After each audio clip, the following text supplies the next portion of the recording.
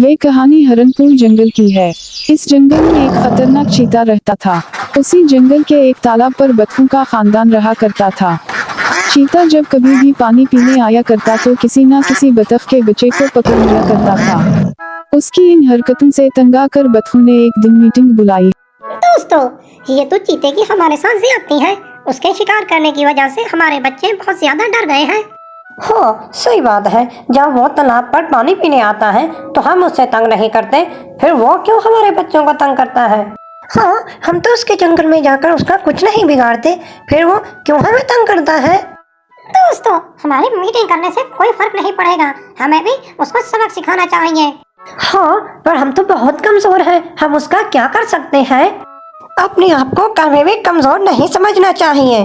जो जिस्म से मजबूत होता है उसकी कोई ना कोई कमजोरी जरूर होती है, और इस चीते की कमजोरी ये है कि ये अपना शिकार दरख्त पर छुपाता है ताकि वहाँ पर कोई जानवर ना पहुँच सके। लेकिन हम तो उड़कर वहाँ जा सकते हैं ना? हाँ, तो अब जब भी चीता अपना शिकार दरख्त पर छुपाएगा, हम उसका शिकार नीचे गिरा दिया करेंगे और नीचे जंगली जानवरों की पार्टी हो जाएगी। इस तरह जब चीता वापस अपना शिकार खाने आएगा तो उसे वहाँ कुछ भी नहीं मिलेगा और वो भूखा का भूखा ही रहेगा। फिर सब बतखों ने चीते के खिलाफ कमर किस ली। इन्होंने जंगली जानवरों से बात की कि जब कभी भी हम शोर मचाएं तो समझ जाना कि तुम्हारा शिकार तैयार है। फिर किया था जब कभी भी चीता अपने शिकार दरख्त पर छुपाता, बतखें जाकर इसको नीचे गिरा दिया करती और जोर जोर से शोर मचा दी।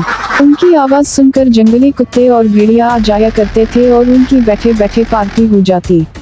चीता जब वापस आया तो अपना शिकार गायब पाकर हैरान हो गया। अरे, मेरा रखा हुआ शिकार नीचे कैसे गिर गया? लगता है मैंने सही से नहीं रखा होगा। अब की बार और ऊंचा और ऊपर सही से रखूंगा। अगले दिन चीते ने अपना शिकार दरख्त पर और ऊंचाई पर रखा।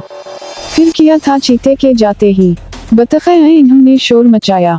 कोते और भेड़िया आए, बतखों ने शिकार नीचे गिराया और भेड़ियों और कुत्तों की बैठे बिठाए पार्टी होगी। जब चीता वापस आया तो अपना शिकार दोबारा गायब पाकर मजीद टेंशन में आ गया। ओहो, मेरा शिकार तो इतनी हिफाजत से रखा था, फिर भी कैसे गिर गया? यार, 4 दिनों से कुछ नहीं खाया। लगता है आज भी नदी से पानी पीकर ही रात गुजारनी पड़ेगी। फिर वो तालाब की तरफ गया। आज तो कोई बतख और उसका बच्चा भी नजर नहीं आ रहा। यार, भूख से पेट में मरोड़ उठ रहे हैं। अब पता चलेगा बच्चों को हमसे पंगा लेने का नतीजा। तो 4 दिनों में ही सारी ताकत निचोड़ जाएगी। जब ये सिलसिला 4-6 दिन तक चला तो चीता और ज्यादा कमजोर हो गया और लड़ भी नहीं सकता था। वो बस जानवरों को अपना शिकार खाता देखता रहा और सोचा, कहीं इन जंगली जानवरों को दरख्त पर चढ़ना तो नहीं आ गया? अगर नहीं तो मेरा शिकार इन तक पहुंचता कैसे है? अगले दिन चीते को एक कोता नजर आता है। उसने कहा, मैं तुम्हें कुछ नहीं कहूँगा अगर तुम मुझे बता दो कि मेरे शिकार पर तुम और जंगल के बाकी जानवर कैसे कब्जा कर लेते हो। आप जब भी शिकार छुपा कर जाते हो, वो बतखें आकर आपका शिकार नीचे गिरा देती हैं। सुनकर चीता बहुत गुस्सा हुआ और तालाब पर जाकर बतखों को कहता है, ओए सुनो बतखो, तुम लोग मेरा शिकार दरख्त पर से गिरा देते हो। अगर आज के बाद गिराया तो मुझसे बुरा कोई नहीं होगा। अगर हिम्मत है तो सामने आओ। इसकी धमकी का किसी भी बतख पर कोई भी असर ना हुआ। उसी तरह वो उसका शिकार गिराती रही। 15 दिन गुजारने के बाद चीता बहुत कमजोर हो गया और वो अपनी शिकायत लेकर लाइन खान के पास गया। बादशाह, मैं जब भी शिकार करके उसे दरख्त पर रखता हूँ तो ये बतखें मेरा शिकार नीचे गिरा देती हैं और बाकी के जंगली जानवर उसे खाकर अपनी भूख मिटाते हैं। पिछले 15 दिनों से मैंने कुछ नहीं खाया, सिर्फ पानी पर जिंदा हूँ। क्यों भाई बदख, ये कौन सा तरीका है भूखे के मुंह से खाना छीन लेने का। इनसे पूछिए इनका कौन सा तरीका है तालाब किनारे हमारे खेलते हुए बच्चों को हमसे अलग करने का। मैं समझा नहीं। अगर ये जंगल में शिकार करते हैं और खाकर पानी पीने तालाब पर आते हैं तो हम इन्हें कुछ नहीं कहते, फिर ये तालाब पर आकर हमारे बच्चों का शिकार क्यों करते हैं? शिकार करना हमारी आदत है। फिर भूखा रहने की भी आदत बना लो। ये जंग नहीं रुकेगी, तुम्हें तुम्हारा शिकार खाने को नहीं मिलेगा। ये क्या तरीका है मिस्टर चीते, लाइन खान की दरबार में वार। माफ़ी चाहता हूँ, मुझे माफ़ कर दें लाइन खान। समझ सकते हैं, भूखे पेट ऐसी गलती हो सकती है। सयार सिपहसालार, हमें इस मसले का हल बताओ।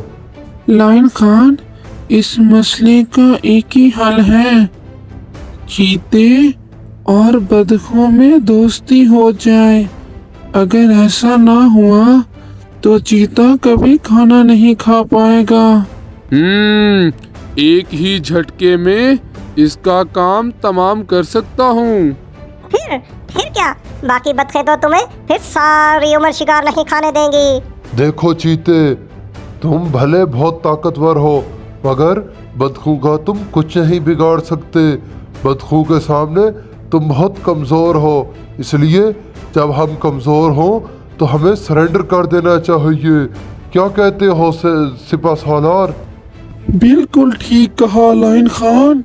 जब इन दोनों की दोस्ती जाहिर हो जाए तो चीते को चाहिए कि वो बदखों को इनके मनपसंद कीड़ों की पार्टी दे और इसी तरह बदखे चीते को गोश्त की पार्टी दे।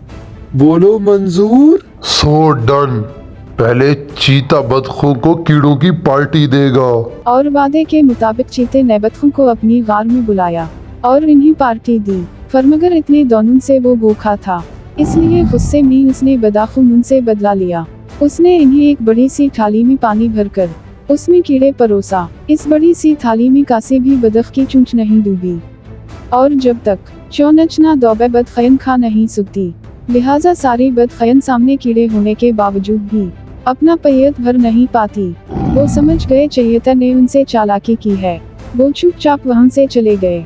हाँ भाई, हो गई पार्टी। अब अगली पार्टी बदखू की तरफ से चीते को। और इस दिन शाम को बदखू ने चीते को पार्टी दी। इतने दिन से भूखा चीता उनके पास पार्टी मनाने आया तो हैरान सा रह गया। बदखू ने एक लोटे में उसे मीट की पार्टी दी थी। लोटे का मुंह इतना पतला था कि काफी कोशिश करने के बाद भी चीता खाना सगा और देखा कि लोटे के चारों तरफ इतना कीचड़ था कि अगर वो लूटा अलट देता तो इसका मीट कीचड़ में गिरकर खराब हो जाता और खाने के लायक ना रहता। तो गुस्से में चीते ने दहाड़ा। इसकी धाड़ सुनकर हाथी, शेर और भालू दौड़ते हुए इसके पास आए। क्या हुआ? लाइन खान, देखें, इन बदखों ने मुझे लोटे में खाना दिया है। आप खुद बताएं मैं कैसे खाऊं? ये गलत नहीं है लाइन खान। इन्होंने हमें छोटी सी थाली में कीड़े दिए जिसके अंदर हमारी चोंच भी नहीं डूबी। अब हमने भी इसलिए इनको छोटे से बर्तन के अंदर खाना दिया। अब ये खाकर दिखाएं। ये तो जैसे के साथ तैसा हुआ। मिस्टर चीते, मैंने तुम्हें कहा था कि तुम सरेंडर कर दो, मगर तुम्हें मेरी बात समझ में नहीं आई।